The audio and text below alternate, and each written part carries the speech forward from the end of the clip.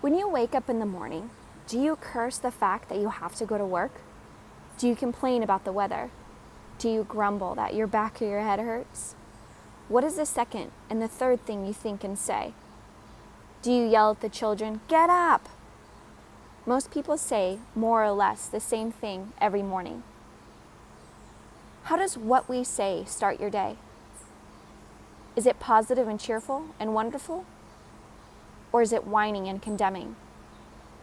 If you grumble and complain and moan, you are setting yourself up for such a day. What is your last thought before you go to bed? Is it powerful and healing thought, or is it a poverty and worried thought? When I speak of poverty thoughts, I don't only mean about the lack of money. It can be a negative way of thinking about anything in your life, any part of your life that is not flowing freely. Do you worry about tomorrow? Usually, I will read something positive before I go to sleep. I'm aware that when I sleep, I'm doing a lot of clearing that will prepare me for the next day. I find it very helpful to turn over to my dreams and problems or questions I may have. I know my dreams will help me to take care of whatever is going on in my life. I'm the only person who can think in my mind, just like you are the only person who can think in their mind. Nobody can force us to think in any different way. We choose our thoughts, and these are the basis for our self-talk. As I experienced how this process worked for my life, I began to live more of what I was teaching others. I really watched my words and my thoughts, and I constantly forgave myself for not being perfect. I allowed myself to be me, rather than to struggle and be a super person who may only be acceptable in others' eyes. When I began for the first time to trust life and to see it as a friendly place, I lightened up. My humor became less biting and more truly funny. I worked on releasing criticism and judgment of myself and other people, and I stopped telling disaster stories. We are so quick to spread bad news. It's just really amazing. I stopped reading the newspaper and gave up the 11 o'clock news at night because all the reports were concerned with disaster and violence and very little good news. I realized that most people don't want to hear good news. They love to hear all the bad news, so they have something to complain about. Too many of us keep recycling the negative stories until we believe that there is only bad in the world. For a while, there was a radio station that broadcast only good news. It went out of business. When I had my cancer, I decided to stop gossiping, and to my surprise, I found I had nothing to say to anyone. I became aware that whenever I met a friend, I would immediately dish the latest dirt. Eventually, I discovered there were other ways of talking, although it wasn't an easy habit to break. Nonetheless, if I gossiped about other people, then other people probably gossiped about me. Because what we give out, we get back. As I worked more and more with people, I began to listen to what they said. I really began to hear the words, not just get the general drift. Usually after 10 minutes with a new client, I could tell exactly why they had the problem because I could hear the words they were using. I could understand them by the way they were talking. I knew that their words were contributing to their problems. If they were talking negatively, imagine their self-talk was like. It must be more of the same negative programming, poverty thinking, as I called it. A little exercise I suggest you to do is to take a tape recorder by your telephone, and every time you make or get a call, push the record button. When the tape is full on both sides, listen to what you say, and listen to how you've been saying it. You will probably be amazed. You will begin to hear the words you use and the inflection in your voice. You will begin to become more aware. If you find yourself saying something 3 times or more, write it down. because it's a pattern. Some of the patterns may be positive and supportive, and you also may have some more negative patterns that you repeat over and over again. Part 3, the power of the subconscious mind. In light of what we've been speaking of, I want to discuss the power of your subconscious mind. Our subconscious minds make no judgments. The subconscious mind accepts everything we say and creates according to our beliefs. It always says yes. Our subconscious minds love us enough to get us what we declare. We have choice though. If we choose these poverty beliefs and concepts, then it is assumed that we want them. It will continue to give us these things until we are willing to change our thoughts and words and beliefs for the better. We are never stuck because we can always choose again. There are billions and billions of thought from which to choose. Our subconscious minds don't know true from false or right from wrong. We don't want to depreciate ourselves in any way.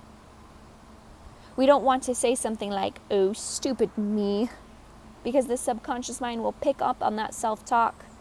And after a while, you will start to feel that way. If you say it enough times, it will become a belief in your subconscious. The subconscious mind has no sense of humor, and it is important for you to know and understand this concept. You cannot make a joke about yourself and think it doesn't mean anything. If it is a put down about yourself, even if you are trying to be cute and funny about it, the subconscious mind accepts it as true. I don't let people tell put down jokes in my workshops. They can be raunchy, but not put downs of any nationality or sex or whatever. So don't joke about yourself and make derogatory remarks about yourself because they will not create good experiences for yourself. Don't belittle yourself either. The subconscious mind doesn't distinguish between you and the other person. It hears the words and believes you are the one talking about yourself. The next time you want to criticize someone, ask why you feel the way you do about yourself. You only see in others what you see in yourself.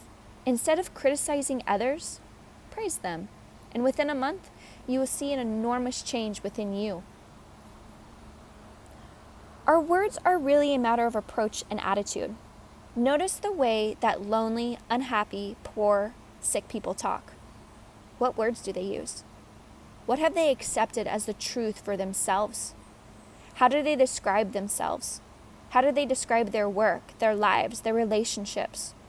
What do they look forward to? Be aware of their words, but please don't run around telling strangers that they are ruining their lives by the way they talk.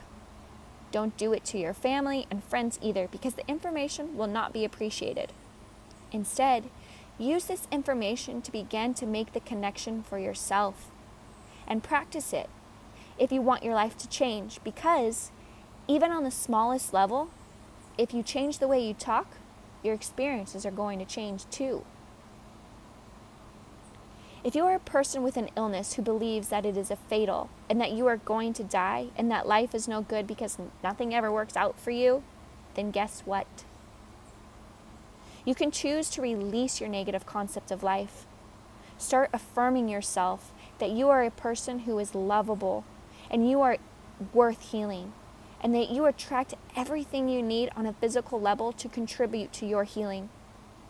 Know that you are willing to get well and that it is a safe space for you to get well. Many people only feel when they are sick. Many people only feel safe when they are sick. They're usually the kind that have difficult saying the word no. The only way that they can say no is by saying, "I'm too sick to do it." It's a perfect excuse. I remember a woman at one of my workshops who had 3 cancer operations. She couldn't say no to anybody. Her father was a doctor and she was Daddy's good little girl, so whatever Daddy told her to do, she did. It was impossible for her to say no. No matter what you asked her, she had to say yes. I took 4 days to get her to literally shriek, "No!" at the top of her lungs. I had her do it while she was shaking her fist. No, no, no. Once she got it, she loved it. I find that many women with breast cancer cannot say no. They nourish everybody except themselves. One of the things I recommend to a woman with breast cancer is that she must learn to say no. I don't want to do it. No. 2 or 3 months of saying no to everything will begin to turn things around. She needs to nourish herself by saying, "This is what I want to do, not what you want me to do." When I used to work with clients privately, I would hear them argue on behalf of their limitations, and they would always want me to know why they were stuck because of one person or another. If we believe we are stuck and accept that we are stuck, then we are stuck. We get stuck because our negative beliefs are being fulfilled. Instead, let's begin to focus on our strengths. Many of you tell me that my tape saved your lives. I want you to realize that no book or tape is going to save you. A little piece of tape in a plastic box is not going to save your life. What you are doing with the information is what matters. I can give you plenty of ideas, yet what you do with them is going to count. I suggest that you listen to a particular tape over and over again for a month or more, so that the ideas become a new habit pattern. I'm not your healer or your saver. The only person who is going to make a change in your life is you. Now, what are the messages you want to hear? I know I say this over and over again. Loving yourself is the most important thing you can do, because when you love yourself, you are not going to hurt yourself or anyone else. It's the prescription for world peace. If I don't hurt me and I don't hurt you, how can we have war? The more of us who can get to that place, the better the planet will be. Let's begin to be conscious of what is going on in the world and the words we are listening to, how we are speaking to ourselves and others. Then we can begin to make the changes that will heal ourselves as well as the rest of the planet.